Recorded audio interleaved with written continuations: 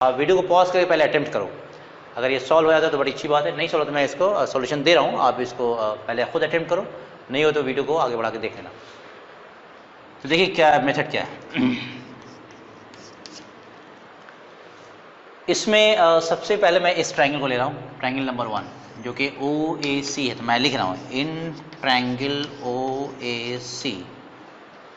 क्या मैं इसको ऐसे लिख सकता हूँ कि नहीं, this vector is OA plus vector AC। अब आपसे मैं खुद पूछ रहा हूँ, आप स्टार्ट कहाँ से मूव करना शुरू किया आपने? O से पहले कहाँ गए? A, और फिर A से बढ़ के C, तो अल्टीमेटली आप कहाँ से कहाँ पहुँचे? O to C। सो इसका जो रिजल्ट आएगा वो होगा OC वेक्टर। आप देखिए इसमें OA को क्या नाम दिया गया है? OA को कौन सा वेक्टर नाम दिया गया है? Small a। तो मैं OA की जगह स्मॉल a लिखा हूँ, this vector is small a। AC का कोई नाम नहीं दिया गया है तो एज इट इज मैं AC लिखूंगा, और OC का भी नाम दिया गया, OC is this C vector. ठीक है, right, this is equation number 1। मैं इसको दोबारा यहाँ लिख रहा हूँ। चलिए ठीक है, अगला मैं ये ले रहा हूँ वेक्टर इस ट्रायंगल में। इस ट्रायंगल को मैं अगर लिखूँ इन ट्रायंगल OBC, मैं स्टार्ट करना हूँ मूव करना, this is OB plus BC। अब आप बताओ क्या लिखूँ मैं, इसका रिजल्ट क्या आएगा? आप कहाँ से कहाँ मूव किए आप ना? You have gone from O to B, O से B गए पहले आप, फिर B से C चले जाते, अल्टीमेटली आप कहाँ से कहाँ पहुँचे? O से C। तो this is OC vector.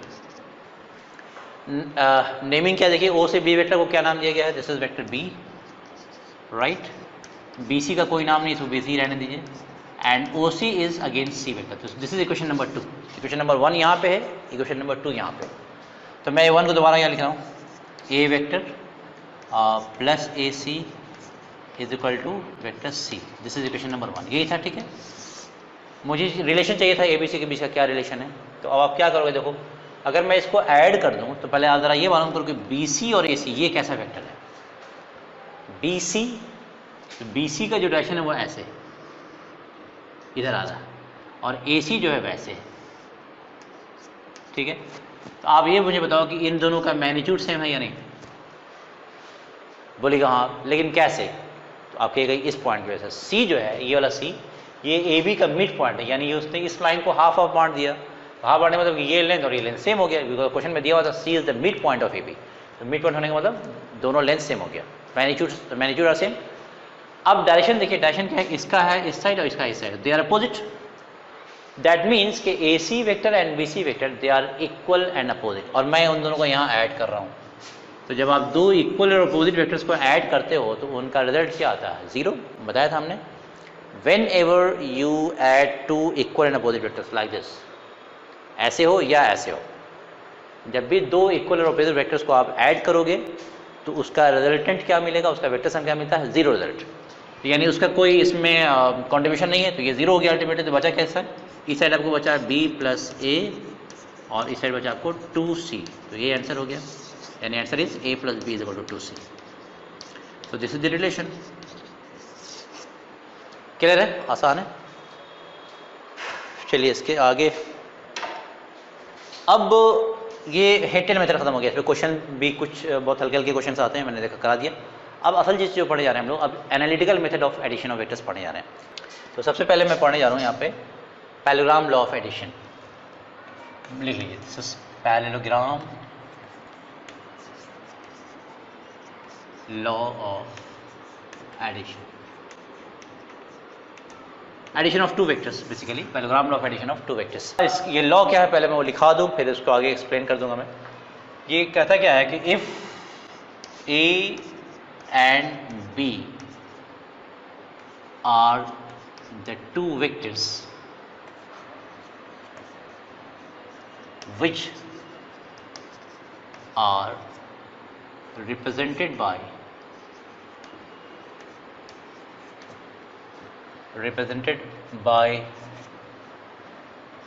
the two adjacent sides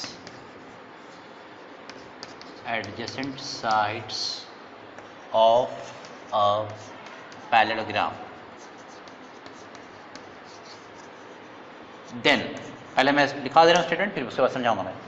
then there vector sum, यानी किसका वेक्टर सम? A और B का, देन देयर वेक्टर सम, जिसको आप रिजल्टेंट भी बोलते हो, is given by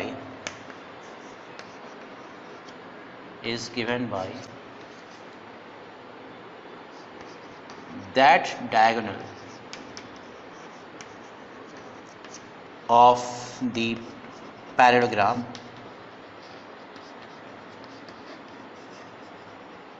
which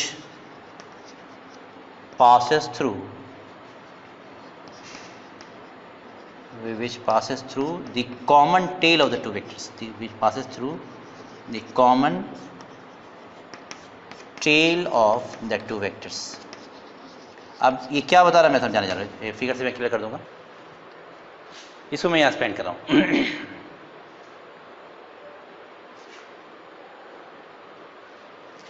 कि इसमें ये क्या है कि जैसे आपके पास ये दो वेक्टर्स हैं, this vector is A and this vector is B, right, ये दो वेक्टर्स हैं, और कह रहा है कि अगर ये दोनों वेक्टर्स किसी adjacent, they are represented by the adjacent sides of parallelogram, या आप इसको ऐसे भी कह सकते हो कि if this two vectors represent the two adjacent sides of a parallelogram, ठीक है। तो अगर ये दो एडजेसेंट साइड्स किसी पैरेललोग्राम, तो पहले पैरेललोग्राम मैं कंप्लीट कर दूं इसका, ये पैरेललोग्राम आपको इस तरह से कंप्लीट कर दीजिए लाइक दिस, ठीक है। ये एंगल थीटा भी आपको दिया रहेगा, तभी आप निकाल सकते हो, ठीक है। If and B are two vectors which are represented by the two adjacent sides of a parallelogram then the vector. तो अब देखिए इसमें कहता है इस लॉ के हिसाब से कि इन दो वेक्टर्स को जब आप ऐड करोगे तो इसका जो वेक्टर सम आएगा, जाहिर सी बात है कि हम दो वेक्टर्स को ऐड करने जा रहे हैं तो उसका रिजल्ट भी वेक्टर ही आएगा, ये बात तो क्लियर है। तो ये कहता ये है कि इन दो वेक्टर्स का जो रिजल्ट आएगा वो इस पैरेललोग्राम का डायगोनल है। तो हर पैरेललोग्राम में दो डायगोनल होता है, एक तो ये वाला होगा और एक ये वाला होगा, लेकिन दोनों आंसर नहीं है, इसमें से कोई एक आंसर है। वो कौन सा आंसर है वो देख लीजिए, is given by that diagonal of the parallelogram which passes through the common tail of the vectors, यानी ए और बी का जो कॉमन टेल तो ये है ना, तो यहाँ से जो पास करने वाला डायगोनल होगा that is the answer, that is the resultant. तो यहाँ से जो पास करेंगे वो आपको कुछ ऐसा होगा, राइट। ये आपका रिजल्टेंट हुआ जिसको आप r = a+b लिख सकते हैं, right, this is the resultant. ये वाला डायगोनल नहीं मिलने जा रहा है।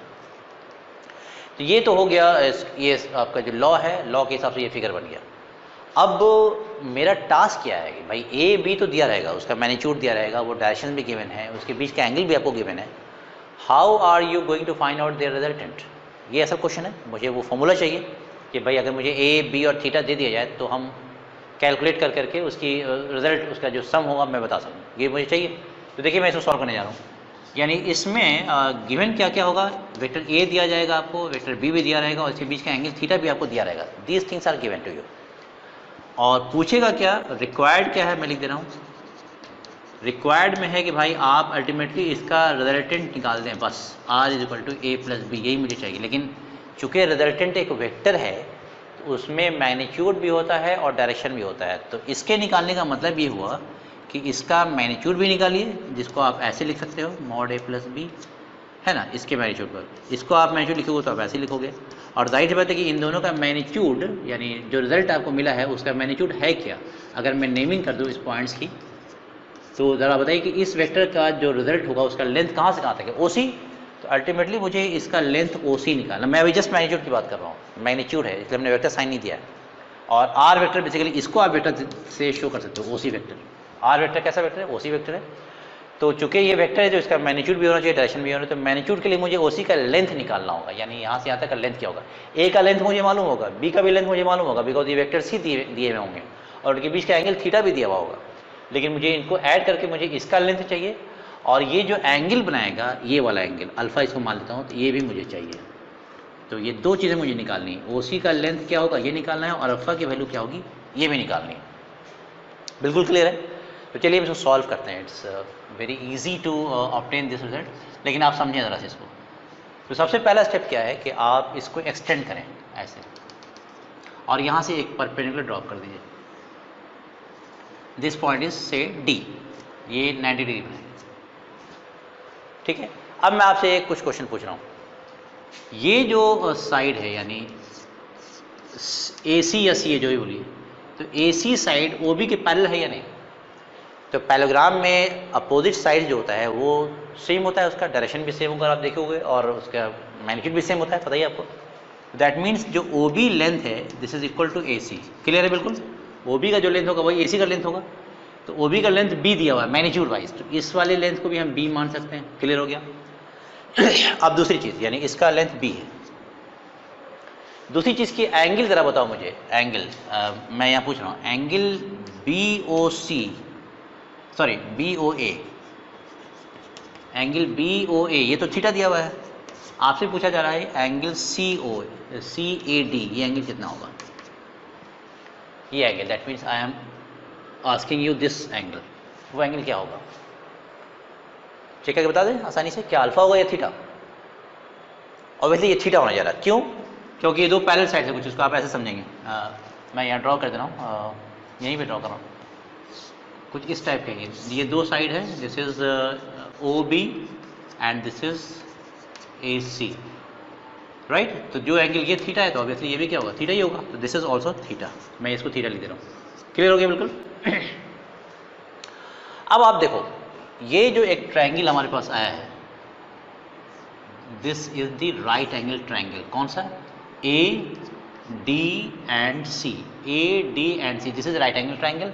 इस राइट एंगल ट्रायंगल में ए सी का जो लेंथ है वो बी आपको दिया हुआ है, this angle is theta is also given to you, यानी ये बी आपको मालूम है और ये थीटा मालूम। तो राइट एंगल ट्रायंगल का जो रिलेशन हम लोगों को पता है कि राइट एंगल ट्रायंगल में जो कॉस थीटा की वैल्यू होगी, तो कॉस थीटा का फॉर्मूला आपको पता होगा। कॉस थीटा क्या होता है? बेस बाई हाइपोटेन्यूज, पता होगा। तो बेस है यहाँ पे ए डी और हाइपोटेन्यूज है बी, तो यहाँ से ए डी की वैल्यू क्या आ गई? A D is equal to B cos theta. मैं लिख रहा हूँ A D is equal to B cos theta, एक वैल्यू तो मुझे ये मिली। Now in the same triangle what is sine theta? तो साइन थीटा क्या होता है? परपेंडिकुलर बाई हाइपोटेन्यूज, थीटा के सामने वाला परपेंडिकुलर होता है। तो ये हो जाएगा आपका C D by hypotenuse B, तो यहाँ से सी डी की वैल्यू अगर आप निकालोगे तो ये हो जाएगा बी साइन थीटा। ठीक है, गॉट इट? अब देखिए मुझे निकालना क्या था, हमारा टास्क क्या, उस पर ध्यान रखिएगा। हमें निकालना क्या है? ओसी का लेंथ, यानी यहाँ से यहाँ तक का लेंथ चाहिए, और फिर ये एंगल अल्फा चाहिए। तो अब मैं ये बड़ा वाला ट्रायंगल बनाने जा रहा हूँ, ओ सी डी। इसको मैं यहाँ ड्रॉ कर दूँ जरा सा, this is O, this is C and this is D. वो ट्रायंगल वहाँ से मैच कर लीजिएगा बिल्कुल। अच्छा, ये जो ओ, सॉरी उल्टा कर दिया, this is O C and this is D. Clear है बिल्कुल? अच्छा, ये एंगल क्या बताइए एक्चुअल फिगर में? सी ओ डी, ये एंगल अल्फा है, so this angle is alpha. Clear है? देख लीजिएगा वहाँ पे। अच्छा, ओ सी लेंथ ही मुझे निकालना है, तो ओ सी के लेंथ जो वेक्टर है ओ सी, उसका नाम है रिजल्टेंट। तो शॉर्ट में इसको हम आर लिख सकते हैं, बिकॉज ओ सी का जो लेंथ है ये आर होता है, मैग्नीट्यूड ऑफ आर, जिसको सिर्फ आर भी लिखा जा सकता है, कोई दिक्कत नहीं। इसको हमने आर मान लिया, यानी ये भी अभी मालूम नहीं हुआ है, ये भी मुझे निकालना है, और अल्फा का एंगल ये भी निकालना है, बिकॉज ओ सी का लेंथ का मतलब आर का ही मैग्नीट्यूड हुआ। तो आर भी निकालना, अल्फा भी निकालना। अब यही दो टास्क हमारा, और इसी से निकल जाएगा। वो कैसे निकलेगा देखिए, ओ से डी का लेंथ कितना आया, ओ से डी इस फिगर में। तो यहाँ देखिएगा ओ से ए तक का जो लेंथ है वो ए है, ओ टू ए, ये वेक्टर ए है, यानी इसका मैग्नीट्यूड ए होगा। इसके बाद प्लस ए डी यहाँ से यहाँ तक। तो अगर मुझे ओ से डी निकालना है तो ओ से डी का मतलब हुआ ओ ए प्लस ए डी। तो ओ ए तो ए है और ए डी हम लोग यहाँ निकाल चुके हैं।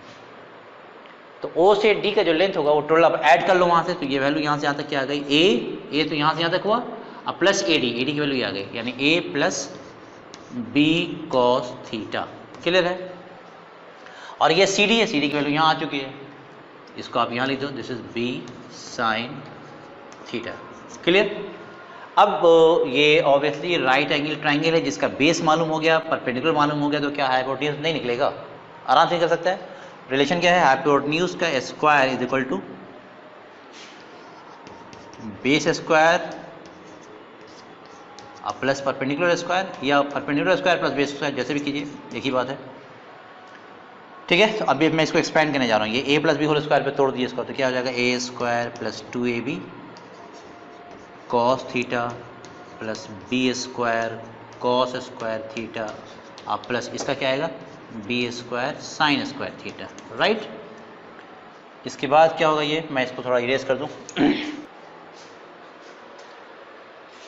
अब देखिए इसमें क्या होने जा रहा है, this is equal to A square plus 2ab cos theta plus, इसमें देखिए कुछ कॉमन है, यहाँ B square cos square theta यहाँ से आया और B square sine square theta यहाँ से आ गया, तो इसमें से बी स्क्वायर मैं कॉमन ले रहा हूँ, बी स्क्वायर, तो अंदर क्या बचेगा cos square theta plus sign square theta, और इसकी वैल्यू हम लोग जानते हैं कि 1 होती है, sign square theta plus cos square theta क्या होता है 1 होता है, तो यहाँ सिर्फ बचा B square into 1 is B square. तो अल्टीमेटली हमारे पास क्या बच रहा है, अब मैं इधर से स्क्वायर हटा रहा हूँ, तो जब मैं इधर से स्क्वायर हटाऊँ तो इधर रूट आएगा, तो मैं पहले रूट डाल दूँ ऐसे, इसके बाद अंदर देखिए क्या मिला हमें, A square plus 2ab cos theta plus B square, तो मैं पहले बी स्क्वायर को लिख दे रहा हूँ, A square plus B square into 1 है, तो B square into 1 B square ही बचा, अब प्लस 2ab कॉस थीटा, तो लिखूंगा मैं A square plus B square plus 2ab cos theta. ये आपको रिजल्ट मिल गया, यही निकालना था हमें, ओसी का लेंथ मुझे निकालना था यहाँ से यहाँ तक, यानी रिजल्टेंट का मैग्नीट्यूड निकालना था, जिसको हम सिंपली आर लिख रहे थे, या आपको ऐसे भी लिख सकते हैं, वो मैग्नीट्यूड ऐसे भी लिख सकते हैं अल्टीमेटली। तो इसे याद करने का बेसिक तरीका असल में यही है, ये जो आपको आर आया है ना, तो आर के फॉर्म में मत याद रखिएगा, ये जो रिजल्ट आया है वो एक्चुअली क्या आया है, क्या है बताइए, वो है वेक्टर ए और बी को जो आपने ऐड किया था यहाँ ए और बी, उसका रिजल्टेंट का मैग्नीट्यूड है ये, यानी इसको आप ऐसे लिखोगे ए प्लस बी, ये तो रिजल्टेंट वेक्टर हुआ, लेकिन ये जो फॉर्मूला है वो उस रिजल्टेंट वेक्टर के मैग्नीट्यूड का फॉर्मूला है, तो आप लिखोगे मॉड ए प्लस बी, इसको पढ़ोगे कैसे, mod of vector A plus B, या magnitude of the sum of two vectors, magnitude of the sum of two vectors, और इसका फॉर्मूला आपके पास आया है A square plus B square plus 2ab cos theta, right. तो ये आपका रिजल्ट है, और यही इंपॉर्टेंट, इसी फॉर्म में याद रखिएगा, इट्स वेरी इंपॉर्टेंट, ठीक है। इसको मैं लिख दें, उसका मीनिंग क्या होगा, किस तरह से पढ़ेंगे, इसको शॉर्ट में आप पढ़ोगे mod of A plus B, या mod of two vectors, mod of the sum of two vectors A and B, या magnitude of the sum of two vectors A and B. तो इसको मैं लिख दे रहा हूँ, this is the magnitude of the sum of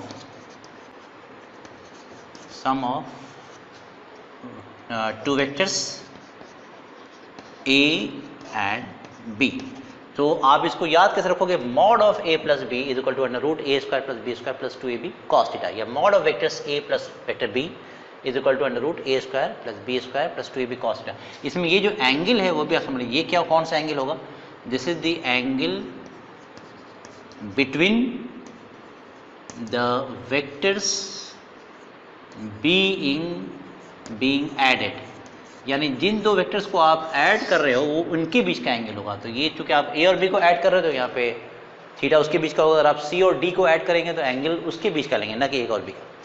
तो याद रखिए कि ये थीटा जो है वो इन दोनों के बीच का एंगल है। तो ये तो काम तो हो गया, यानी हमको ये जो टास्क हमारा क्या था, we had to find out R, जिसको आपने मॉड ऑफ आर लिखा था, right, this is A plus B, कई तरह से आप लिख सकते हो, और ए प्लस बी जो है ओ सी का मैग्नीट्यूड था, जिसको आप सिंपली ओ सी भी लिख सकते हैं, ये सब निकाला था, यानी एक ही चीज़ है वो, और फिर अल्फ़ा भी निकाला था, यानी ये जो वेक्टर हमारा रिजल्टेंट आया है वो कितना एंगल बना रहा है, बिकॉज जो रिजल्ट आएगा उसका मैग्नीट्यूड के साथ साथ मुझे उसका डायरेक्शन भी देना होगा, तो डायरेक्शन यहाँ एंगल से रिप्रेजेंट कर रहे हैं, तो उसके लिए मुझे इसी ट्रायंगल में देखना होगा। तो ज़रा बताइए कि tan अल्फ़ा की वैल्यू क्या है यहाँ से,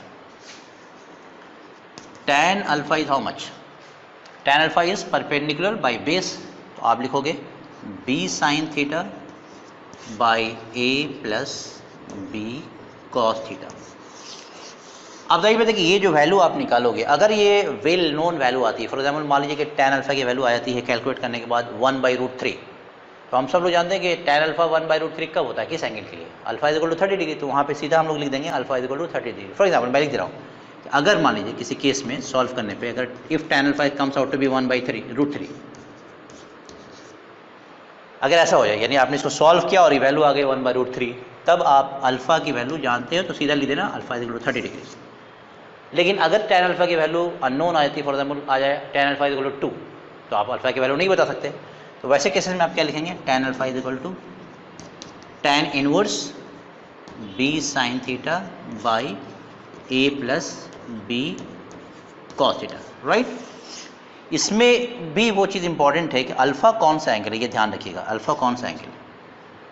तो आप ज़रा बताओ यहाँ पर देखो क्या है, alpha is the angle made by this resultant A plus be with this vector A, यही है ना, इन्हीं को बीच का एंगल है ना। तो ये फिगर आपको याद होनी चाहिए, तो आपसे अगर मान लीजिए क्वेश्चन में पूछते कि find the angle between the resultant and B, तो अल्फा आंसर नहीं होगा।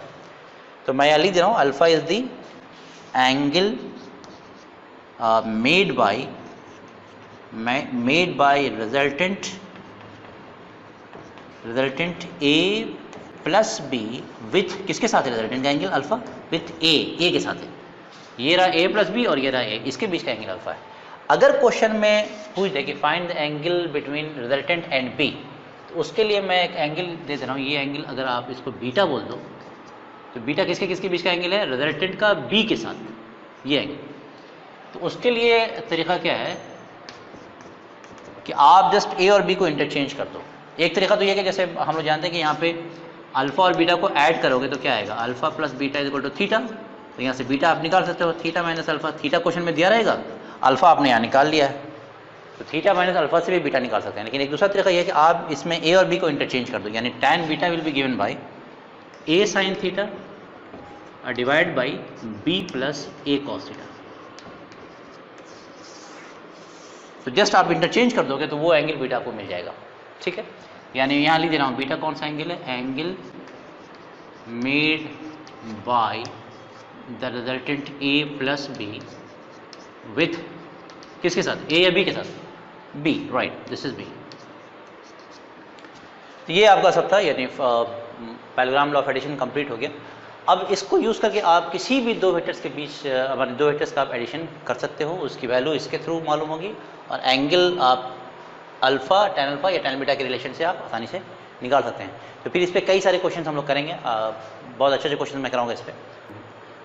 आप इसमें just feel free to ask me any questions. आप जब भी मेरे वीडियो को देखें तो विथ पेन एंड पेपर देखें, ऐसा नहीं कि आप जस्ट वीडियो ऐसे लेके बैठ गए ईयरफोन लगा करके, तो नहीं। अगर आप कुछ सीखना चाहते हो तो आप विथ पेन पेपर लेके बैठे और वीडियो को प्रॉपरली देखें।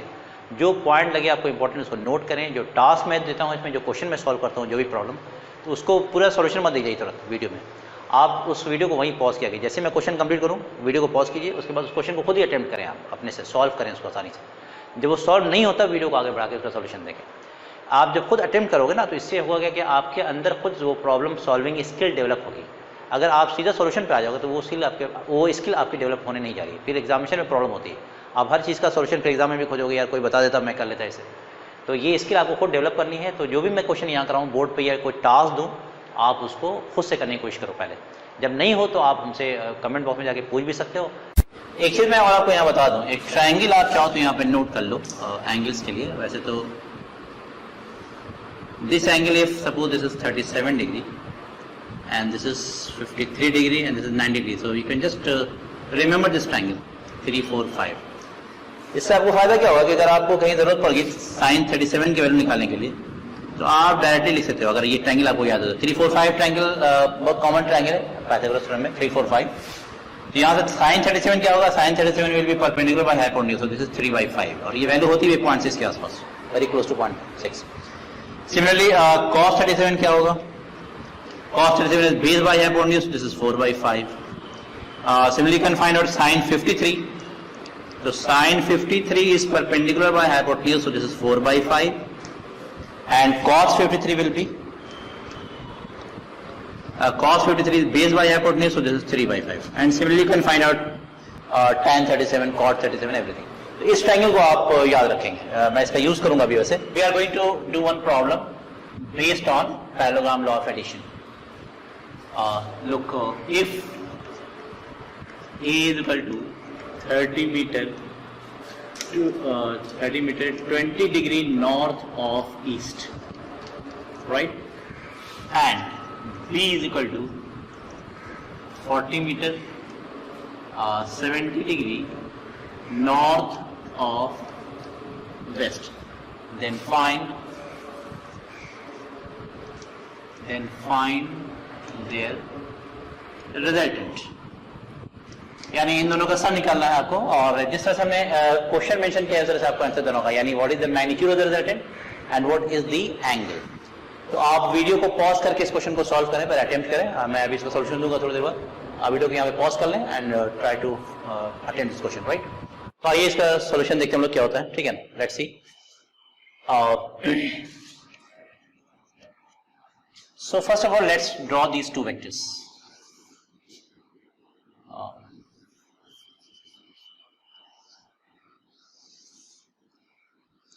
this line is obviously this is east, this is north, south and west, right? अब आप देखिए कि the first vector क्या दिया हुआ आपको? What is the first vector? The first vector is 30 meter 20 degree north of east. इसका मतलब क्या हुआ? ईस्ट से ये नॉर्थ 20 डिग्री, यानी this is east, this is north. East से मुझे नॉर्थ की तरफ जाना होगा 20 डिग्री, यानी this line, this vector will be closer to the east line. तो ये आपका ये वेक्टर हो गया. This vector is A and this angle is given to you as 20 degree, right? A का लेंथ कितना दे रखा है आपको? दिस इज 30 मीटर, ये दे रखा. अब आइए सेकंड वेक्टर है 40 meter 70 degree north of west, यानी वेस्ट से नॉर्थ जाना. दिस इज वेस्ट और ये नॉर्थ है. वेस्ट से नॉर्थ में कितना डिग्री डालना होगा? 70 डिग्री. वेस्ट से नॉर्थ जाना होगा 70 डिग्री. नॉर्थ ऑफ वेस्ट, ये याद रखिएगा हमेशा. From this side to this side होता है अगर ऑफ लिखा होगा. नॉर्थ ऑफ वेस्ट मतलब you have to go from west towards north up to this much degree. तो आप देखिए कि वेस्ट से अगर आप नॉर्थ जाओगे 70 डिग्री, तो वो वेक्टर किसके आसपास होगा? नॉर्थ के या वेस्ट के? ऑब्वियसली नॉर्थ के आसपास होगा, बिकॉज वेस्ट से आप 45 डिग्री से क्रॉस करोगे, यानी you have gone up to 70 degree. तो आप 70 डिग्री जब आप जाओगे तो आपको कहीं ये वेक्टर यहां आसपास मिलेगा. This vector is B and this angle is 70 degree, right? अब मुझे इन दोनों का रिजल्टेंट निकालना है. क्लियर है? अब देखिए किस तरह सॉल्व होगा. अभी हम लोगों ने जो पढ़ा पैराग्राम लॉ, अगर उसके हिसाब से हम लोग चलें तो इसका पैराग्राम कंप्लीट कर लीजिए. इसके पैराग्राम यहां ड्रॉ करें आप like this and complete this parallelogram. Clear है? और पैराग्राम का जो रिजल्टेंट होता है वो क्या है बताइए? Resultant passes through the common tail. ये डायगोनल होगा, ये पैराग्राम हो गया. डायगोनल एक वाला ये हुआ, इसको आप ऐसे ड्रॉ कर दो. सो दिस इज द रिजल्टेंट. तो मुझे इसका लेंथ निकालना होगा. आप इसको कहते हैं this point is O, this is A, this is B and this is C. तो we have to find out R, that is OC. OC का लेंथ निकालना होगा. और एक चीज और, पहले मैं अल्फा निकालूंगा. अल्फा कौन सा एंगल होता है? जो हमने फॉर्मूला भी हमने लिखा है यहाँ भी, इसलिए मैं इरेज नहीं किया है. अल्फा जो एंगल है, this is the angle made by the resultant with the vector A. यहाँ ईस्ट से नहीं बन रहा है. This is the resultant and this vector is A. तो R का A के साथ जो एंगल होगा अप टू A मैंने से ड्रॉ किया है, दिस एंगल इज अल्फा. तो मैं अल्फा भी निकाल लूंगा. आंसर किसी और फॉर्म में दूंगा. आंसर जिस फॉर्म में क्वेश्चन उसी फॉर्म में आंसर लिखूंगा अभी, राइट? तो अब एक चीज और, आप ये बताओ कि दिस एक लाइन पर टोटल एंगल कितना होता है? 180. We all know this. इसमें 70 प्लस 20 90 निकल गया. तो ये एंगल जो है यानी बी और ए के बीच में, ये एंगल कितना होगा? This is theta and this is 90 degree, because 90 plus 20 plus 70 it is going to be 180. ठीक है ना? तो अगर आप कैलकुलेट करोगे तो ए और बी के बीच का एंगल जो आएगा वो 90 डिग्री. तो हमको चाहिए सॉल्व करने के लिए क्या क्या चाहिए था? ए की वैल्यू, यानी ए का लेंथ वो हमको दिया हुआ 30 मीटर. A का मैग्नीट्यूड क्या दिया हुआ? 30 metre. The magnitude of B is 40 meter. This is also given to you. And the angle between them, theta, is 90 degree. It is also given to you. ये तीनों आपको चीज दिया हुआ है. अब आपको रिजल्टेंट निकालना है. रिजल्टेंट का रिलेशन हमने अभी आपको जस्ट बताया. तो उसका मैग्नीट्यूड क्या होगा? मैं ऐसे इरेज करके यहाँ पे सॉल्व करता हूँ. So what is the magnitude of the resultant? तो रिलेशन हमारे पास है mod A plus B. आप इसी फॉर्म में याद रखें. This is equal to A square plus B square plus 2AB cos theta, right? Now just put the values. Under root A square means 30 square, just put the value. ठीक है ना? B square means 40 square plus 2 into A into B. A is 30 into B is 40 into cos theta. Theta is 90 degree given to you. ठीक है? अब हम सब लोग जानते हैं कि cos 90 की वैल्यू क्या होती है? cos 90 is 0. तो ये पूरा टर्म आपको जो है ये 0 हो गया. 2 into 30 into 40 into 0. That means 0. So we are left with only 30 square is 900, 40 square is 1600, the sum is 2500, square root of 2500 is 50 meter. तो रिजल्टेंट का मैग्नीट्यूड तो हमारे पास आ गया. इट्स वेल एंड गुड, कोई प्रॉब्लम नहीं. इसका मैग्नीट्यूड कितना है हमारे पास? 50 मीटर. आंसर है 50 मीटर, नो डाउट. अब जो सेकंड चीज है, यानी मैं जब आंसर लिखूंगा तो लिखूंगा mod A plus B is 50 meter. But what is the angle? तो एंगल निकालना अभी मुझे बाकी. ये रिजल्ट आप याद रखिएगा. मैं tan अल्फा निकालने जा रहा हूँ. फॉर्मूला याद रखिए, बल्कि मैं ये निकाल दे रहा हूँ. What is tan alpha? tan alpha is b sin theta divided by a plus b cos theta. Now just put the values क्योंकि सारी वैल्यूज यहाँ दी हुई है. तो b sin theta यानी 40 sin 90 divided by 30, a is 30, right, plus again b cos theta यानी 40 cos 90. अब देखिए cos 90 तो जीरो होता है, तो ये वाला टर्म आपका जीरो हो गया. sin 90 is 1. क्लियर? तो 40 into 1 is 40 and 30 plus 0 is 30. 0 0 cancel. So we are getting tan alpha is 4/3. tan alpha कितना है? 4/3. अब जरा इस ट्रायंगल का हेल्प लेके मुझे बताइए कि tan how much degree is 4/3. आपके पास ये ट्रायंगल बना हुआ है, तो tan 37 4/3 होगा, tan 53. Let's check it. मैं यहां लिखने जा रहा हूं tan 53 डिग्री. अगर ये ट्रायंगल याद है तो इस तरह की वैल्यू सबसे आप बता सकते हो. तो tan 53 क्या होता है? tan 53 के सामने वाला परपेंडिकुलर होगा. एंगल के सामने, राइट एंगल ट्रायंगल में एंगल के सामने वाला जो साइड होता है वो क्या होता है? परपेंडिकुलर होता है. हाइपोटेन्यूज के अलावा भाई इसके सामने ये है परपेंडिकुलर, इसके सामने ये परपेंडिकुलर. और जाहिर है देखिए 90 डिग्री के सामने वाला जो साइड होता है उसको हाइपोटेन्यूज बोलते हैं. We all know this. So tan 53 is perpendicular by base, that means 4/3. और यही वैल्यू यहां आई है 4/3. So tan how much degree is 4/3? 53 degree. तो अल्फा की वैल्यू क्या हो जाएगी यहां से? Alpha is 53 degree. लेकिन एक बहुत इंपॉर्टेंट पॉइंट यहाँ पे, अल्फा जो एंगल है वो एंगल हमारा किसके किसके साथ है? देख लीजिएगा, ये अल्फा एंगल मैंने इसीलिए लिखा रखा है, हमने इरेज भी नहीं किया है. Alpha is the angle made by the resultant a plus b with a.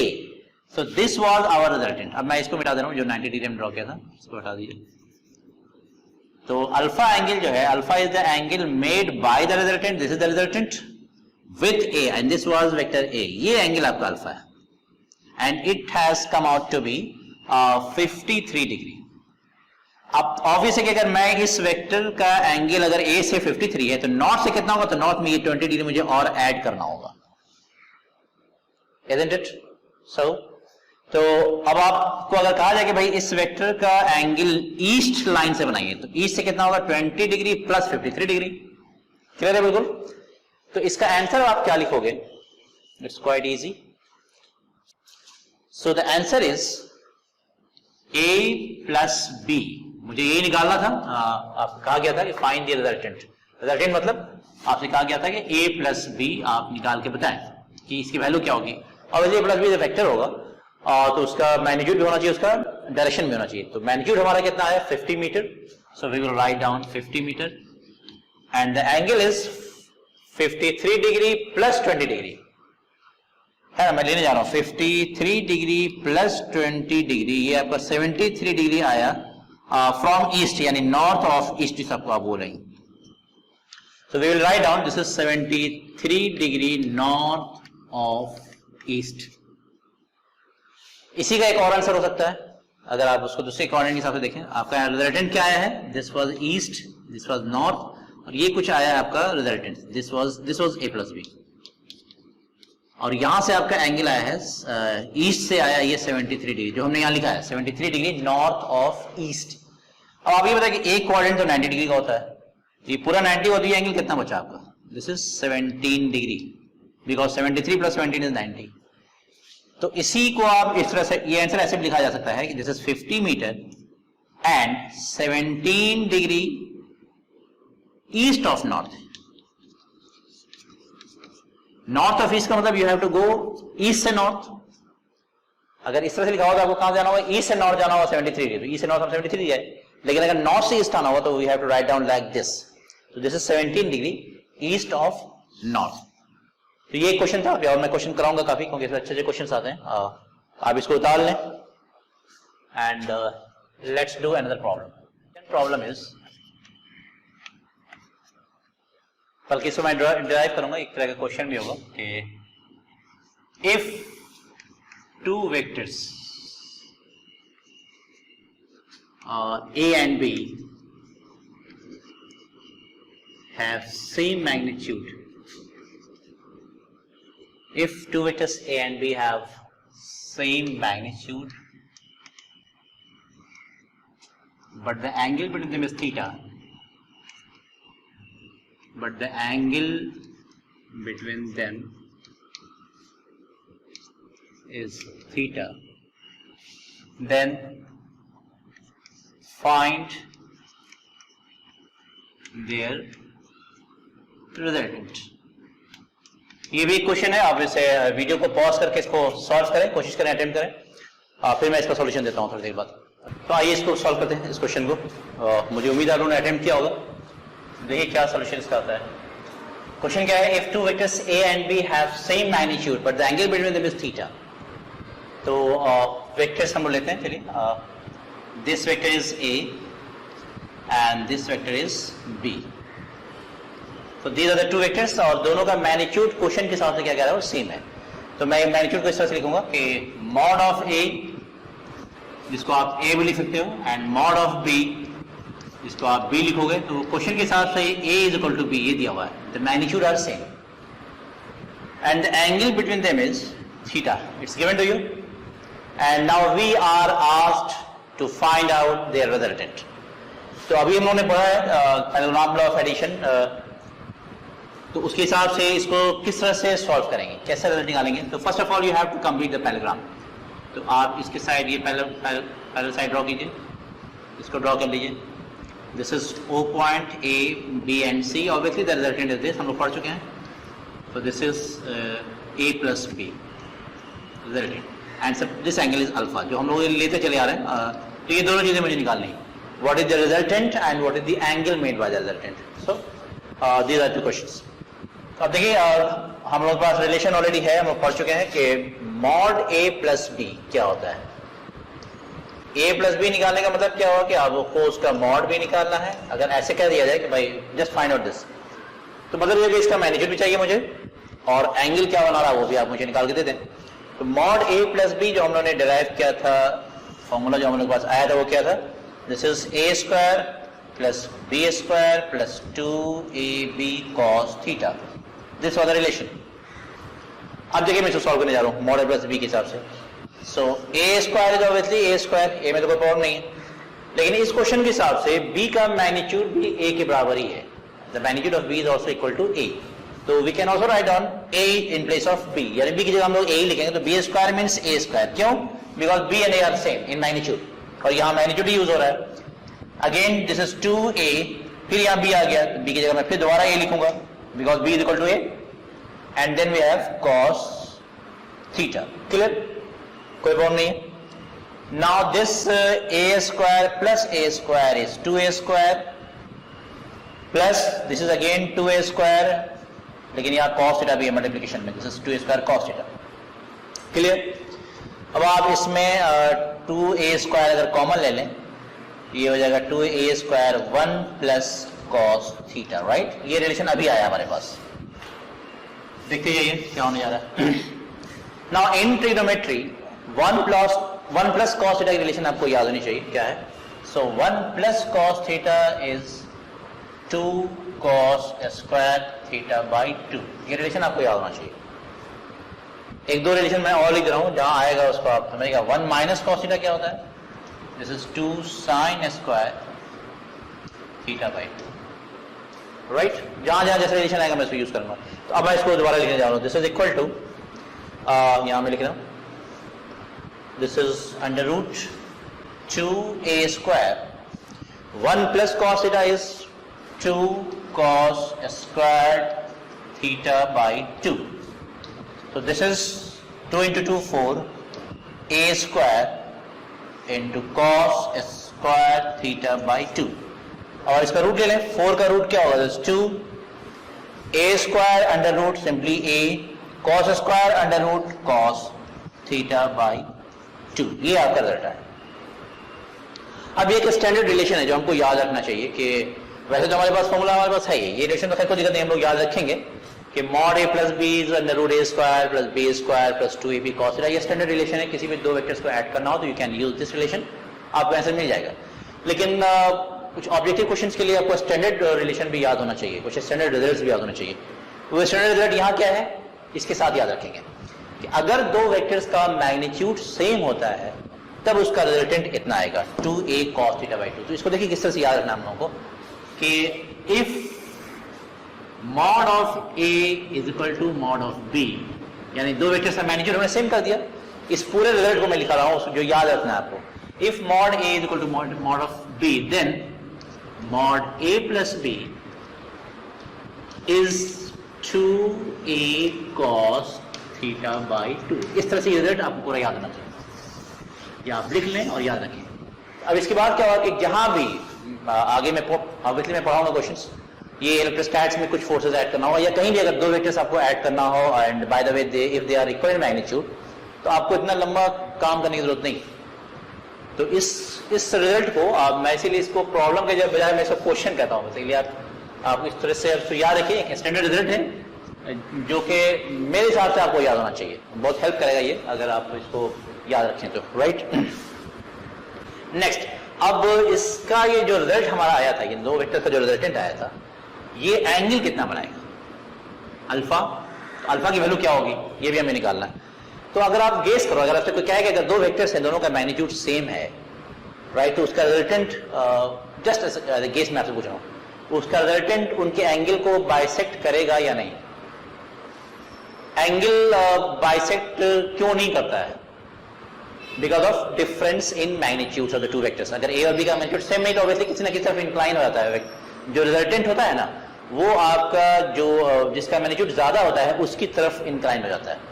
अगर दोनों का मैग्नीट्यूड सेम है तो it should pass through the I mean it should bisect the angle between the two vectors. अब वो देखिए मैं prove भी कर दे रहा हूं उसे।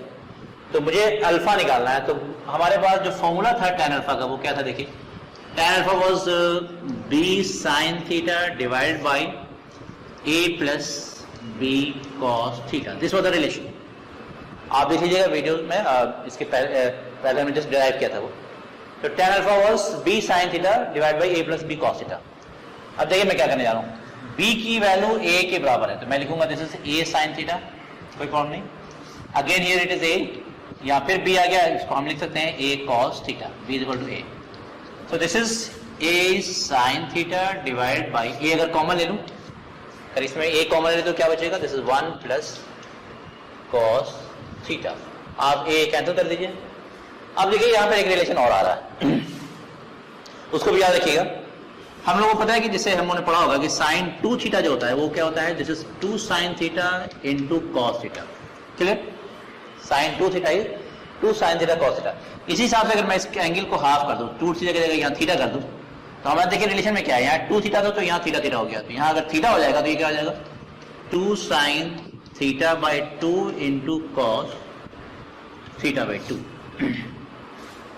अब मैं इसी रिलेशन को यहां यूज करने जा रहा हूं। देखिए साइन लेफ्ट साइड में हमारे पास क्या है, tan अल्फा, राइट साइड में sin थीटा की जगह मैं इसको पुट करूंगा 2 sin theta by 2 into cos theta by 2 divide bye 1 plus cos theta. हम लोग यहां रिलेशन यूज कर लिया already, 1 plus cos theta, this is 2 cos square theta by 2। तो मैं यहां लिखूंगा 2 cos स्क्वायर थीटा बाय 2। फिर समझ लीजिए sin थीटा का ये रिलेशन हमने यूज किया है, 2 sin theta by 2 cos theta by 2, और डिनोमिनेटर में है 1 प्लस cos थीटा, तो 1 प्लस cos थीटा का ये रिलेशन हमने यूज किया है, 1 plus cos theta is 2 cos square theta by 2, जो हमने यहां लिखा। नाउ दिस 2 गेट कैंसल, एक cos थीटा बाय 2 इसके स्क्वायर से मैं कैंसिल कर दूंगा, तो क्या बचा, sin theta by 2 divide by cos theta by 2।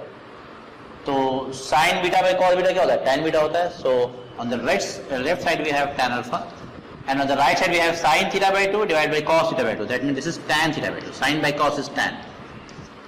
Sin by cos क्या होता है, tan होता है।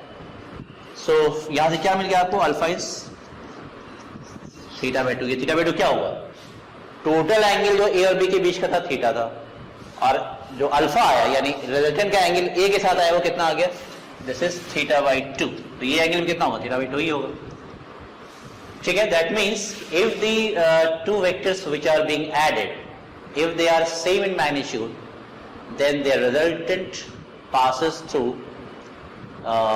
the midway. I mean the resultant bisects the angle between the two vectors. अगर थीटा एंगल है तो थीटा बाय 2 हो जाएगा। किसी भी केस में अगर 60 डिग्री है तो रिजल्टेंट जो है 30 डिग्री बना देगा, ए के साथ भी और बी के साथ भी, राइट।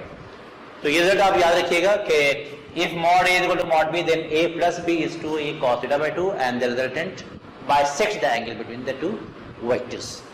चलिए एक तो क्वेश्चन ये हो गया, फिर इसके बाद मैं अगला क्वेश्चन आपको देता हूँ।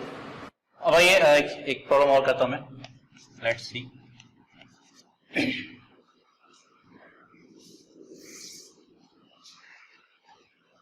If A plus B is equal to C and A plus B is equal to C, then find the angle between A and B, right? ये एक क्वेश्चन है। ऑब्वियसली देखिए, याद रखिएगा कि ये एक वेक्टर रिलेशन है and this is scalar relation, दोनों का मीनिंग अलग अलग है। तो क्वेश्चन क्या दिया हुआ है कि अगर a plus B is equal to c, ये वेक्टर रिलेशन आपको दिया हुआ हो, और ये scalar relation a plus B is equal to c in vector relation and a plus B is equal to c scalarly, then you have to find the angle between a and b।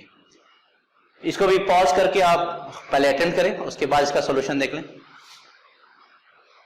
तो मैं इसका solution देने जा रहा हूं, right. Look, a plus B is equal to c, ये जो vector relation है, आप इसे कैसे यूज करोगे? इससे रिलेटेड कोई रिलेशन आपको याद है या नहीं, बताइए।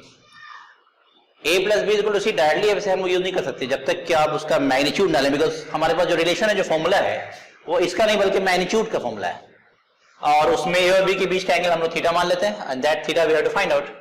क्वेश्चन क्या दिया गया है कि find the angle between them, I mean a plus b.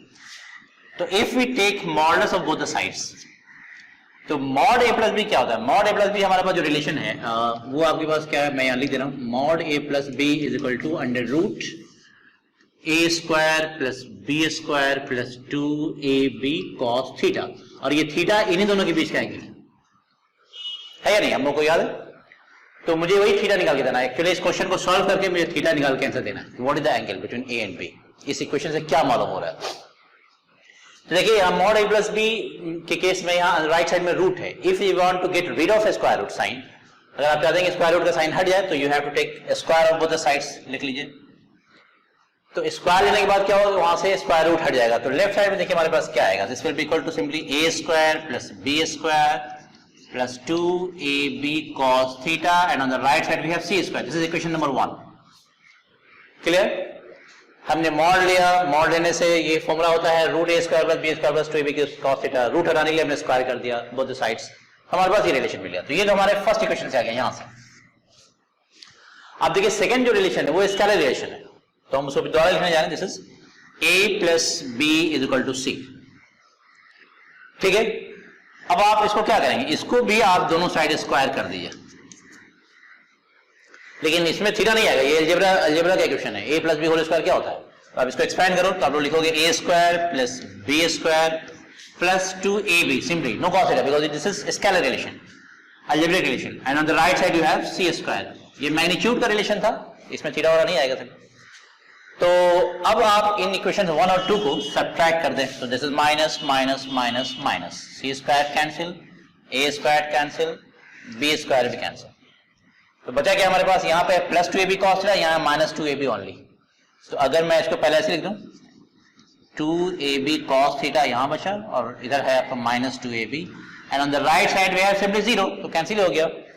तो यहाँ पे अगर 2ab आप कॉमन लोगे तो ये हो जाएगा cos theta minus 1 is equal to 0, that means cos theta minus 1 is equal to 0 by 2ab which is equal to 0 because a और b 0 नहीं है। तो यहाँ से इक्वेशन क्या मिला आपको, this is cos theta is equal to 1, because right side में 0 है, 1 उधर जाके प्लस 1 हो जाएगा, और हम सभी लोग जानते हैं कि cos थीटा 1 का मतलब थीटा कितना होगा, तो this means theta is equal to 0 degree. क्या मतलब हुआ कि अगर ये रिलेशन आपको दिया होगा कि a plus B is equal to C and a plus B is equal to c, तो इसमें थीटा 0 का मतलब हुआ कि a और b के बीच का एंगल 0 डिग्री है, that means a is parallel to b, ये पैरेलल का साइन है, a is parallel to b, दोनों के बीच का एंगल 0 डिग्री हो गया। अब इसी पे बेस में एक दो क्वेश्चन और करा रहा हूं, ये क्वेश्चंस आ चुके हैं कॉम्पिटिटिव एग्जाम्स में, तो अब आप लोग इसको पहले समझ लें, और समझने के बाद अगला क्वेश्चन मैं जो दे रहा हूं उसको आप ट्राई करें। Next problem is if a plus b is equal to c and and A square plus B square is equal to C square, ये रिलेशन है. Then find the angle between A and B. तो आप video को pause करें, इसको attempt करें. मुझे उम्मीद है कि आप सॉल्व कर लेंगे. इट्स क्वाइट इजी बिकॉज एकदम सेम पैटर्न पे है. देखिए क्या होता है, क्या सॉल्यूशन आता है, आंसर क्या आता है. पहले वीडियो पॉज कर लें, आप अटेंड करें. मैं वीडियो कंटिन्यू करूँ वैसे. आप उसके बाद आपसे नहीं हो तो वीडियो को आगे बढ़ा के फिर देख लें. मैं सॉल्यूशन देने जा रहा हूँ वैसे. देखिए सेम पैटर्न है. Again we will write down a plus B is equal to C. Take the modulus of both the sides. Relation हमारे पास ये है. Take the square. तो हमारे पास क्या बचेगा, this is equal to A square plus B square plus 2ab cos theta is equal to C square. Equation number 1. कोई प्रॉब्लम नहीं है. फर्स्ट इक्वेशन तो सेम है, जो यहाँ भी था वही था, जो चीज यहाँ आई वही यहाँ पर हमारे पास आ गई, कोई दिक्कत नहीं. Now the next equation is, अब मैं इसको बताने जा रहा हूँ. इसको अगर आप दोबारा लिखेंगे यहाँ पे, तो this will be equal to A square plus B square is equal to C square. ये सेकंड इक्वेशन जो हमारे एज इट इज उतार लिया.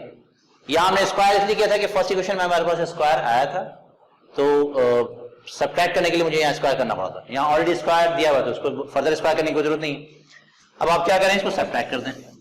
तो this is minus minus minus cancel, B square cancel, A square cancel. So we are left with only 2ab cos theta is equal to 0. That means cos theta is equal to 0. और हम लोग सभी जानते हैं कि cos theta 0 का मतलब theta कितना होगा. So cos theta 0 मतलब थीटा कितना हो गया, 90 डिग्री. तो इस क्वेश्चन का आंसर क्या है कि अगर ये रिलेशन आपको दिया हो किसी जगह, a plus b equal to c, यानी दो वेक्टर का सम c के बराबर हो, थर्ड वेक्टर के बराबर, and the square of the sum of the squares of magnitude is also equal to the square of the resultant. तो उस केस में, यानी इस केस में a जो है, this is coming out to be perpendicular to b. ये perpendicular sign है, this is 90 डिग्री, यानी a और b के बीच का एंगल कितना आता है, 90 डिग्री. राइट. मैं एक क्वेश्चन और दे रहा हूं उस पर, आप ट्राई करें, बिकॉज जितना क्वेश्चन बनाएंगे उतना आपका कंसेप्ट क्लियर होगा. तो मैं एक क्वेश्चन और दे रहा हूं.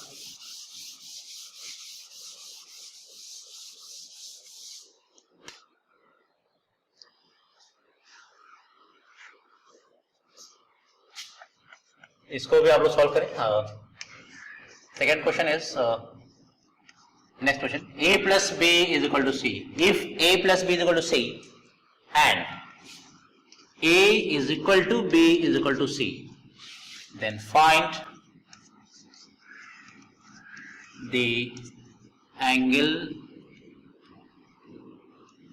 Between them. राइट. सॉल्व करें इसे.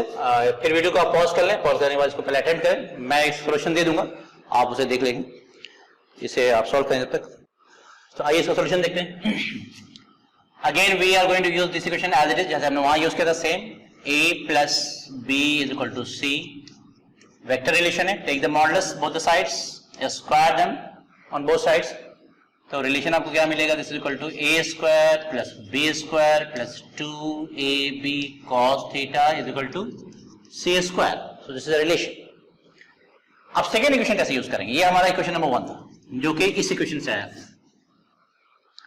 Now it is given that a is equal to b is equal to c. इसका क्या मतलब हुआ कि तीनों वेक्टर्स, यानी जो आपके पास दो वेक्टर्स हैं a एंड b, उसको जो आपने सम किया, यानी उसका जो रिजल्टेंट है वो c के बराबर है. लेकिन ये क्या कह रहा है इस इक्वेशन में कि तीनों, यानी जो दो गिवन वेक्टर्स थे उनका भी मैग्नीट्यूड आपस में सेम है, और दोनों मिलकर जो रिजल्टेंट दे रहे हैं उसका मैग्नीट्यूड भी इंडिविजुअली बराबर है. I mean a, b and c all are equal in magnitude. तो आप b की जगह भी a लिख सकते हो एंड c की जगह भी a लिख सकते हो. इस इक्वेशन में आप पुट कर दो, ऑल आर इक्वल. तो देखिए मैं क्या करने जा रहा हूं. Now since a is equal to b is equal to c, therefore ये इक्वेशन क्या कन्वर्ट होगा, a स्क्वायर, a की जगह a लिख दिया हमने, b is equal to a, तो b की जगह मैं a लिखूंगा, b square is a square. Right. Plus 2a, again b is equal to a, यहां a लिखिए. Then this is cos theta and c is also equal to a, तो c की जगह भी आप a लिखेंगे, c square is also a square. Now this a square this square cancel, a square उधर जाके माइनस a स्क्वायर होगा तो बचेगा 0 ही बचेगा. और इन दोनों इक्वेशन में ये a square this is 2a square है या नहीं, देखिए. तो यहाँ अगर a स्क्वायर आप कॉमन ले लो तो this is 1 plus 2 cos theta and on the right side we have 0. Clear है? So this is 1 plus 2 cos theta is equal to 0. That means 2 cos theta is minus 1. That means cos theta is minus half. और अगर आप इसको सही से trigonometry अगर आप जानते हो तो थीटा की वैल्यू यहां से आएगी ये 120 डिग्री. किसी को कंफ्यूजन है कुछ, अगर बायो वाले स्टूडेंट्स अगर इसको देख रहे होंगे तो उनके लिए मैं बता दूं कि किस तरह से आता है. कुछ कंफ्यूजन होता है ये एंगल कैसे निकालते हैं. मैं प्रूफ कर रहा हूं, ऐसे फॉर्मूला जो अलग मैं अगर कभी मौका मिले तो मैं पढ़ा भी सकता हूं बेसिक मैथ्स, लेकिन मैं कहता हूं प्रूफ करता हूं कि cos 120 माइनस हाफ होता है. वो आप देख लीजिए कैसे. पहले आप ये बताओ कि cos 90 प्लस थीटा क्या होता है. अगर फॉर्मूला याद है तो, रिलेशन याद है तो cos 90 प्लस थीटा का जो फॉर्मूला है this is equal to minus sine theta. Right, confusion नहीं होना चाहिए. cos 90 माइनस थीटा जो होता है वो साइन थीटा होता है, but cos 90 plus theta is minus sine theta. Because 90 minus theta जो है वो फर्स्ट क्वाड्रेंट में आता है, तो फर्स्ट क्वाड्रेंट में तो सारा ट्रिग्नोमेट्रिक रेशियोज पॉजिटिव होता है, लेकिन 90 प्लस थीटा जो होगा वो किस में आएगा. 90 प्लस थीटा मतलब सेकंड क्वाड्रेंट, और सेकंड क्वाड्रेंट में cos थीटा नेगेटिव होता है. तो ये ऑपरेटिंग फंक्शन के हिसाब से होता है. मुझे मौका मिलेगा तो मैं कभी पढ़ाऊंगा आप लोगों को. अगर आप लोग डिमांड करोगे कि मुझे बेसिक मैथ भी पढ़ा दें, मैं बेसिक मैथ भी डिटेल्स में बता दूंगा, जो बहुत ही हेल्पफुल होगा दोनों के लिए, मैंने IIT वालों के लिए भी और मेडिकल वालों के लिए भी. तो एनीवे, अगर मैं इस थीटा की जगह यहाँ 30 पुट कर दूं तो जरा देखो cos 90 प्लस 30 इस फॉर्मूले के हिसाब से क्या होगा. cos 90 plus theta is minus sine theta and cos 90 plus 30 is minus sine 30. Minus sine 30 half होता है, माइनस हाफ हो गया. और ये एंगल कितना होता है, this is 120 degree. That means cos 120 degree is minus half. तो cos 120 इज माइनस हाफ. सो इस रिलेशन में क्या है कि अगर ऐसा केस आ जाए a plus b equal to C and a b and c all are equal, then the angle between the vectors will be equal to 120 degree. Parallelogram law of addition, उस पे कुछ प्रॉब्लम सॉल्व करते हैं. जो result आया था हम लोगों को the magnitude of the sum of vectors, वो रिजल्ट हमारे पास क्या था, मैं दिखाया था दोबारा. mod a plus b was under root a square plus b square plus 2ab cos theta. this was the result. और अगर वो डायग्राम में दोबारा बना दो दोबारा आसानी होगी आप लोगों को. लीजिए, ये है vector a, this vector was b and this angle was theta. So these two vectors are representing the adjacent sides of a parallelogram, right? तो मुझे इनका रिजल्ट ही निकालना था. That means we have to find out the vector sum of these two vectors. तो method क्या था कि we have to complete the parallelogram. This point was A, B, C like this. So this diagonal was representing the resultant of these two vectors. This was R is equal to A plus B. और ये जो mod a plus b का मतलब क्या हुआ, this was the magnitude of this OC vector, I mean the resultant of a plus b. तो खैर ये हमारे पास रिजल्ट आ चुका था, हम लोगों ने प्रूफ कर लिया है. इस पे क्वेश्चन भी हम लोगों ने कुछ किया, एक दो क्वेश्चन सॉल्व कर लेते हैं. इसमें एक चीज देखने वाली बात ये है कि what is the maximum and minimum value of the magnitude of the sum of two vectors. यानी अगर हम दो वेक्टर्स को ऐड करते हैं, अगर हमारे पास दो वेक्टर्स हैं a and b and if we are going to add them, तो दो वेक्टर्स को ऐड करने के बाद उनके मैग्नीट्यूड का, आई मीन उनका जो रिजल्टेंट आता है, उनके मैग्नीट्यूड की मैक्सिमम वैल्यू क्या हो सकती है और मिनिमम वैल्यू क्या हो सकती है. यानी what is going to be the range of mod a plus b, ये मुझे निकालना है ताकि मुझे मालूम हो सके कि जैसे सपोज कर लीजिए हमारे पास दो वेक्टर्स हैं, एक है 5 न्यूटन का फोर्स और एक है 6 न्यूटन का फोर्स. तो इन दो फोर्सेस को अगर हम ऐड करेंगे तो इनकी मैक्सिमम वैल्यू क्या आ सकती है और मिनिमम वैल्यू क्या आ सकती है, ताकि मुझे रेंज मालूम हो जाए. Right, it's important. अब देखिए actually mod a plus b की जो वैल्यू है वो डिपेंड किस पे करती है. एक तो इन दोनों के मैग्नीट्यूड पे डिपेंड करेगी and the second thing is the angle between the two vectors. और ऑब्वियसली ये आप लोग जानते हैं कि mod a plus b की जो वैल्यू है, a and b if they are given they are fixed. I mean a और b की वैल्यू अगर आपको दे दी जाए फिर तो वैल्यूज फिक्स हो गई, वो चेंज नहीं होने जा रहा है. अब आप जैसे से एंगल उनका चेंज करेंगे तो उनके सम का जो मैग्नीट्यूड होगा that will keep on changing. तो वो वैल्यू क्या हो सकती है. तो ऑब्वियसली देखिए मैं निकालने जा रहा हूं कि this mod a plus b is maximum, maximum कब होगा जरा बताइए मुझे, इज मैक्सिमम व्हेन, अब देखिए इसकी वैल्यू राइट साइड में पड़ेगी, a square plus B square plus 2ab cos theta. तो ए और बी की तो वैल्यू दी हुई है, उसको तो आप चेंज नहीं करेंगे। अल्टीमेटली आप चेंज क्या कर रहे हैं, एंगल। जैसे जैसे एंगल आप बदलेंगे वैसे वैसे ये मॉड ए प्लस बी की वैल्यू चेंज होती जाएगी। तो दैट मीन्स थीटा पे डिपेंड कर रहा है। तो मॉड ए प्लस बी की वैल्यू मैक्सिमम तब होगी जब ये cos थीटा मैक्सिमम होगा। राइट, क्लियर है बिल्कुल, मैं वही लिखाने जा रहा हूं। Mod A plus B is maximum when cos theta is maximum. Right, that means when cos theta की मैक्सिमम वैल्यू होती है कितनी, 1। That means when theta is 0 degree, that means when vectors are parallel. 0 degree का मतलब क्या हुआ, vectors parallel है। यानी दो वेक्टर्स अगर पैरेलल हैं, ए एंड बी, अगर दो वेक्टर्स आपको दिए हुए हैं और इन दोनों को अगर पैरेलल ही रख दें, यानी दोनों के बीच एंगल अगर 0 डिग्री कर दें, तो उस केस में दोनों वेक्टर के रिजल्टेंट का मैग्नीट्यूड मैक्सिमम आता है। और वो कितना आता है वो भी देख लीजिए आप। तो अगर हम cos थीटा की वैल्यू यहाँ 1 पुट कर दें, पहली बात तो ये कंडीशन मुझे मालूम होना चाहिए कि the magnitude of the sum of two vectors will be maximum when the two vectors are parallel, that means when the angle between them is 0 degree। अब मुझे निकालना है कि वो मैक्सिमम वैल्यू होती कितनी, यानी मॉड ए प्लस बी की मैक्सिमम वैल्यू होगी कितनी। तो that we are going to find out now. So mod A plus B maximum कब होता है, जब cos थीटा की वैल्यू 1 पुट करेंगे। तो हम अभी ये मैक्सिमम वैल्यू मैं निकालने जा रहा हूँ, मॉड ए प्लस बी मैक्सिमम। तो देखिए मैं क्या करूँगा, this is A square plus B square plus 2ab। अब देखिए मुझे चूंकि मैक्सिमम वैल्यू निकालनी है, तो मैक्सिमम वैल्यू के लिए cos थीटा की वैल्यू कितनी पुट करनी होती है, 1। तो अब मैं यहाँ cos थीटा की जगह यहाँ वैल्यू अब मैं 1 पुट करूंगा, because we are going to find out the maximum value of mod A plus b. Clear. So अब ये कितना आया जरा देखिए आप, this is equal to A square plus B square plus 2ab। That means this is mod A plus a plus B whole square under root a plus B whole square. तो ultimately value कितनी आई हमारे पास, this is going to B equal to mod A plus B maximum is simply A plus B. अब ये आपको याद रखना है कि जब भी हम दो वेक्टर्स को ऐड करेंगे तो उनके सम का जो मैग्नीट्यूड आता है वो डिपेंड करता है उनके बीच के एंगल्स पे, और इस वजह से उनकी एक मैक्सिमम वैल्यू और एक मिनिमम वैल्यू होती है। राइट, उनकी मैक्सिमम वैल्यू कब होगी, जब cos थीटा की वैल्यू 1 होगी। That mean when the vectors are parallel, angle is 0 degree. ये तो कंडीशन हो गया। और वो मैक्सिमम वैल्यू होती कितनी है, तो वो इतनी होती है, mod A plus B maximum is A plus B. I mean just the sum of the magnitude of the vectors. Right, अब मैं निकालने जा रहा हूं कि what is the case when mod A plus B is minimum. So now mod A plus B is minimum. Minimum के लिए क्या करना होगा, when cos theta is minimum. Clear है बिल्कुल। मॉड ए प्लस बी मिनिमम कब होगा, मॉड ए plus B minimum कब होगा, when cos theta is minimum. That means when cos theta की मिनिमम वैल्यू क्या होती है, -1। Right, that means when theta is 180 degree, या इसको आप पाई भी लिख सकते हो, pi is also equal to 180 degree, ठीक है ना, और पाई।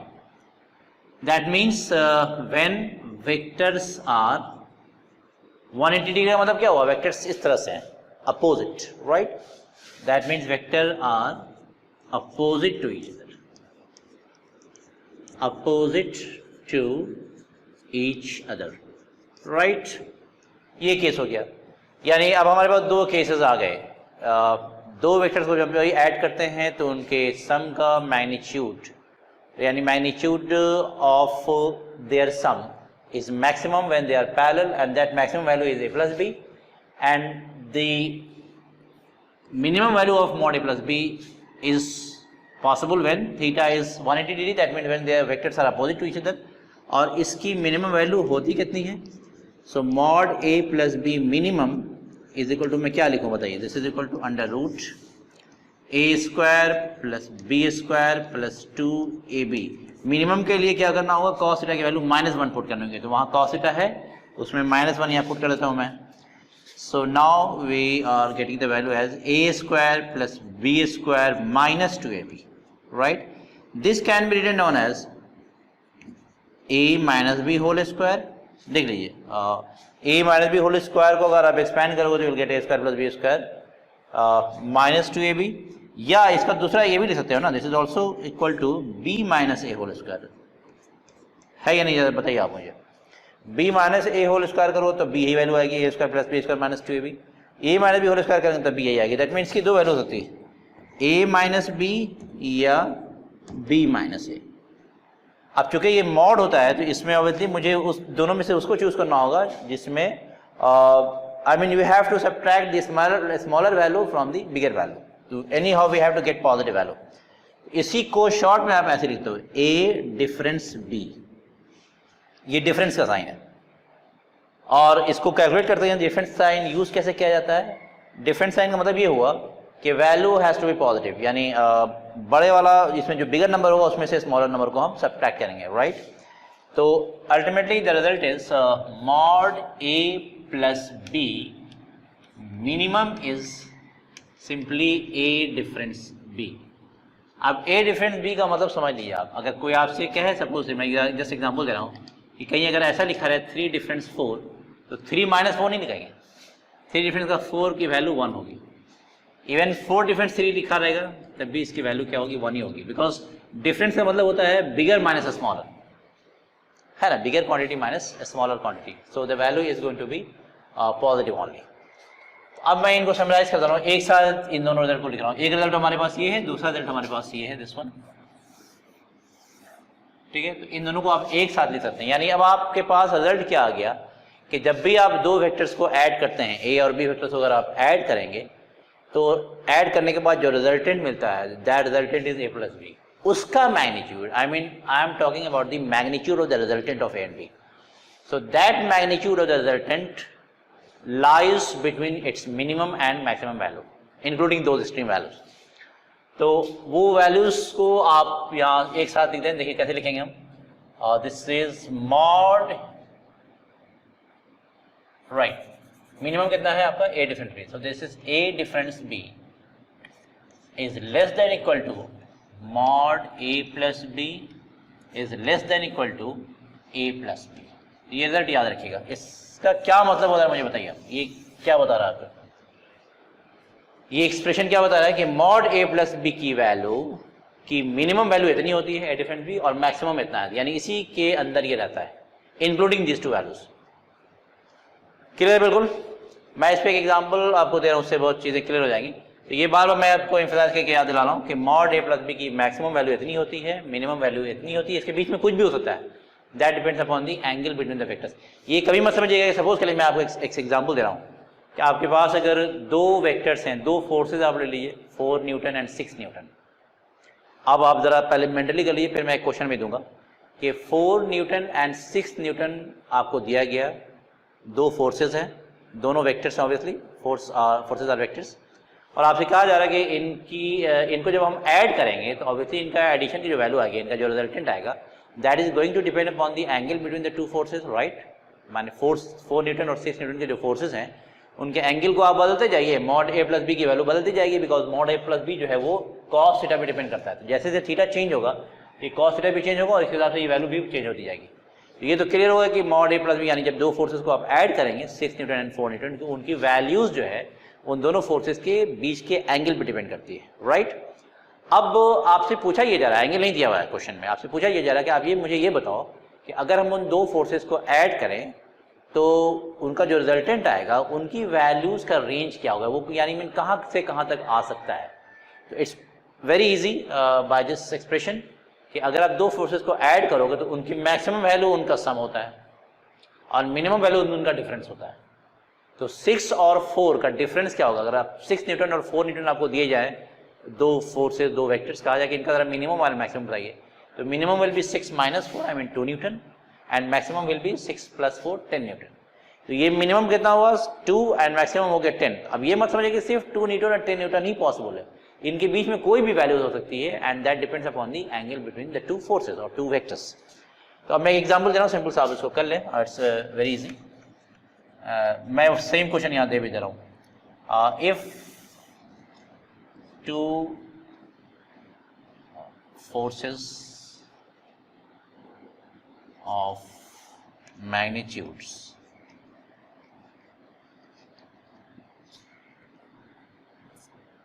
(3 Newton and 8 Newton) are given, then which of the following values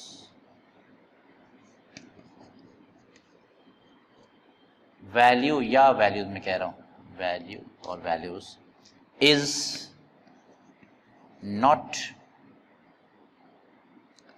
possible for their resultant, यानी जब आप उसको ऐड करोगे तो कौन सी वैल्यूज पॉसिबल नहीं है या नहीं होगी वो आपको निकालना है. So the options are, first option is 1 Newton, second option is 2 Newton, third option is 5 Newton, fourth option is 8 Newton, fifth option, I am giving more than 4 options भाई, ये मैं चूँकि क्लास हो रही है, एग्जामिनेशन नहीं है, आपको more than 4 options में से चूज करना है. So don't worry about that. 8 Newton है, then you have 10 Newton, then you have 11 Newton, then you have 12 Newton, and the last is 15 Newton. So these are options. आपसे पूछा क्या गया है कि if two forces of magnitudes 3 Newton and 8 Newton are given, then find, or you have to choose which of the following value or values is not, is or are, you can say, आपको एक ही एक से ज़्यादा भी choose करना है, is or are not possible for their resultant. I mean अगर आप इन दोनों forces को ऐड करोगे, एंगल दिया हुआ नहीं है तो कौन सा पॉसिबल नहीं है इन ऑप्शंस में से. अगर इन दोनों फोर्सेस को ऐड करेंगे तो इनमें एडिशन के बाद कौन सी वैल्यू नहीं आएगी कभी भी. तो चेक करें. तो देखिए आपके पास इसका सॉल्यूशन इसी पे है छिपा हुआ. It's quite easy. ये क्या बोलता है कि जब भी आप दो वेक्टर्स को ऐड करोगे तो इनकी वैल्यूज हर हाल में इनके बीच होगा, यानी इनको इंक्लूड करते हुए उसकी मिनिमम वैल्यू इतनी होगी और मैक्सिमम इतना होगा. क्लियर. आप चाहो तो इसके ऊपर पहले मैं लिख दूं भाई this is mod A plus B, यहाँ पे मैं लिख दे रहा हूँ मिनिमम. दाई बात है कि मिनिमम वैल्यू डिसाइड होगी less than equal to mod A plus B. अब तो मैं इसको इरेज भी कर सकता हूँ, मैं आपको समझ में आई गया. This is less than equal to mod a plus b and this is less than equal to mod a plus b. Maximum obvious है कि भाई mod a plus b की जो वैल्यू होगी वो मैक्सिमम ये है, मिनिमम ये. मिनिमम को लेफ्ट साइड में लिखते हैं और राइट में इस तरह की साइन देकर लेस दैन. तो ये मिनिमम वैल्यू इतनी होती है, this is the maximum value. तो अब आप इसके बेसिस पे चेक कर लो आपको क्या कहा गया है कि 3 newton and 8 newton are given to you. तो आप जरा मुझे ये बताओ कि इन दोनों फैक्टर्स को जब हम, इन दोनों फोर्सेस को जब हम ऐड कर देंगे तो इनकी मिनिमम वैल्यू क्या हो सकती है, यानी इनके रिजल्टेंट का जो मैग्नीट्यूड आएगा उसकी मिनिमम वैल्यू क्या हो सकती है. That is given by this A difference B, यानी डिफरेंस ऑफ दीज टू. ठीक है. तो 8 और 3 का डिफरेंस क्या आएगा. डिफरेंस के बारे में हम बता चुके हैं कि it is always bigger minus smaller, that means 8 minus 3. तो मैं यहाँ लिख रहा हूँ कि हमारे इस गिवन क्वेश्चन में, सॉल्यूशन में, एक फोर्स को नाम मैं दे रहा हूँ F1 is equal to 8 newton, right.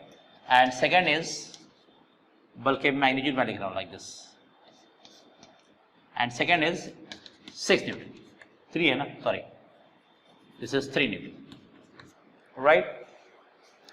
तो इसके हिसाब से इसका जो मिनिमम वैल्यू आ गया, मैं लिखने जा रहा हूँ. देखिए F1 प्लस F2, दो वेक्टर्स को हमने ऐड किया, इनका मैग्नीट्यूड निकाला. मैग्नीट्यूड निकालने के बाद जो मिनिमम वैल्यू इसकी पॉसिबल है, that minimum value is the difference of, this is given as F1 difference F2. यही है ना, ए डिफरेंस भी. तो यहाँ हमने फोर्सेस लिया तो F1 डिफरेंस F2.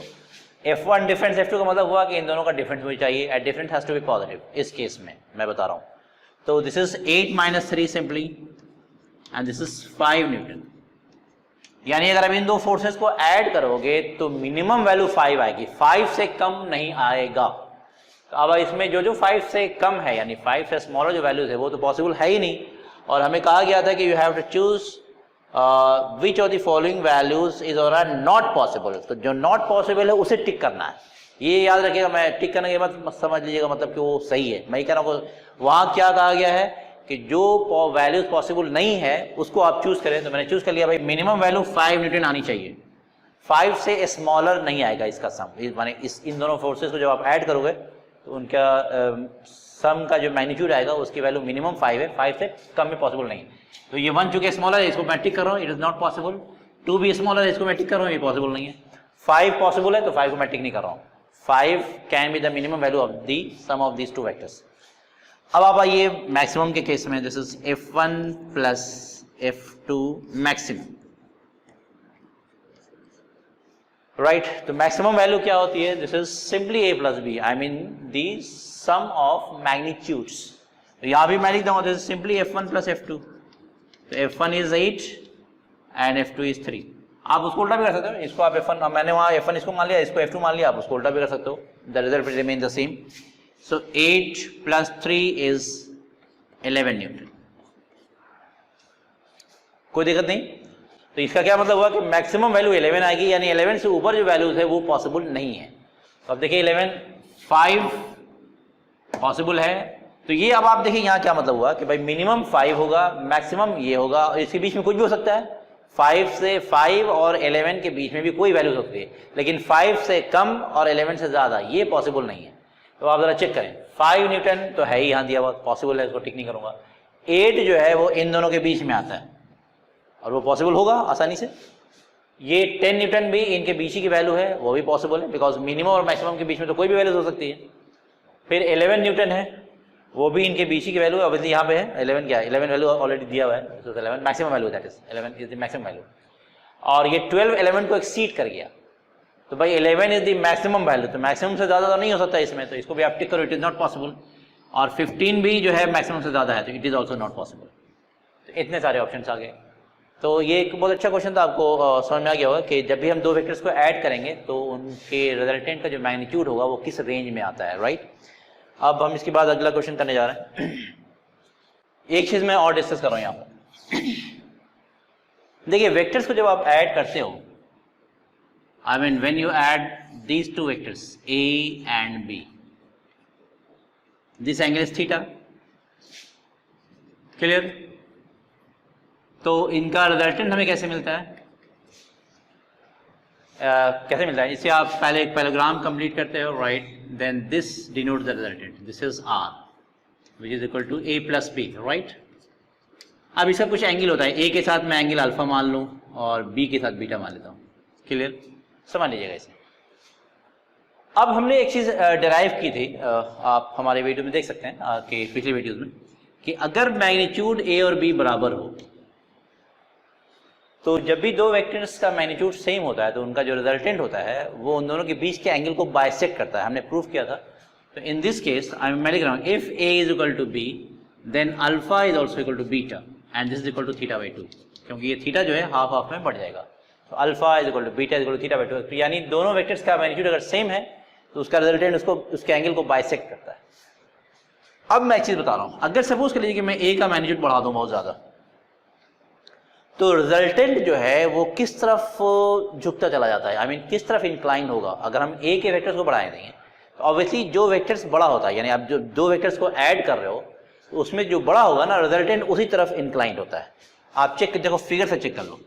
मान लो कि मैं एक वेक्टर ऐसे ले रहा हूँ, this vector is suppose b and this vector is suppose a। मैंने काफ़ी बड़ा बना दिया ताकि पिक्चर बिल्कुल क्लियर हो जाए, ठीक है। अब मैं इसका इस तरह से रिजल्टेंट ले रहा हूँ, this vector is b, this vector is a, जिसको मैं o मान लेता हूँ, this is a, this is b। आप जानते हो रिजल्टेंट क्या होगा? Resultant is this vector, this is r, ठीक है। This whole angle was theta, this whole angle was theta, लेकिन r का एंगल a के साथ जो है वो अल्फा है एंड दिस एंगल जो b के साथ है दैट इज बीटा। तो पिक्चर जो है खुद ही आपको बता रहा है कि इस केस में मैं क्या लिखूंगा कि अगर a जो है b से बड़ा होता है, वेक्टर a का मैग्नीट्यूड b से बड़ा है, तो रिजल्टेंट किस तरफ झुक गया? ऑब्वियसली ग्रेटर वेक्टर की तरफ, यानी उसका एंगल उसका इंक्लिनेशन जो है वो ग्रेटर वेक्टर की तरफ हो जाता है। तो उसके साथ एंगल ऑब्वियसली स्मॉलर हो जाएगा। तो if A is greater than B that means alpha is less than beta. Check कर लीजिए। और फिर इसी का उल्टा भी आप कर सकते हो। अगर किसी केस में आपको ऐसा आ गया, सपोज कर लीजिए, मैं यहाँ बता रहा हूँ कि this is vector B and this is vector A. मैंने ए को अब यहाँ छोटा कर दिया, वहाँ ए बड़ा था तो ये केस था, ये वाला केस था। अब यहाँ मैं ए को छोटा कर रहा हूँ। अब again you have to complete the parallelogram. First complete कर लीजिए। This is O, this is a b, this is going to be the resultant. This whole angle was theta, R का ए के साथ जो है this is alpha and this angle is simply beta. Clear है? तो बहुत आसानी से आप दिखा सकते हैं। This is if